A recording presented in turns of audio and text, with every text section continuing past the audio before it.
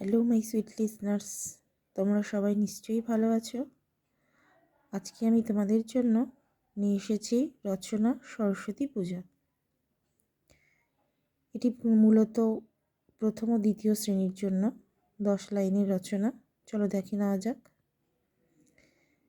সরস্বতী বিদ্যার দেবী।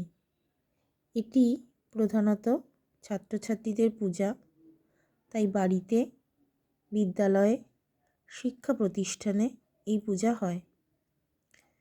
দেবী শ্বেতবর্ণ এবং তিনি শ্বেত পদ্ম ও শ্বেত রাজহংসের ওপর বসে আছেন।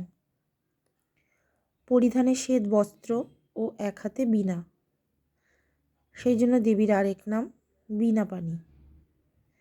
মাঘ মাসের শুক্লা পঞ্চমী তিথিতে দেবীর পূজা হয়।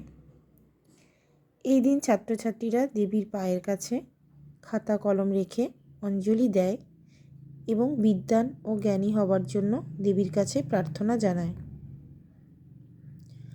সরস্বতী পূজা মাত্র একদিনের, সকালে ও সন্ধ্যায় দেবীর পূজা হয়। পরদিন সকালে পূজার পর দেবী প্রতিমা বিসর্জন দেওয়া হয়। দেবী সরস্বতীর পূজায় কোনো আড়ম্বর না করে প্রত্যেক ছাত্রছাত্রীর উচিত সঠিক শিক্ষায় শিক্ষিত হওয়া।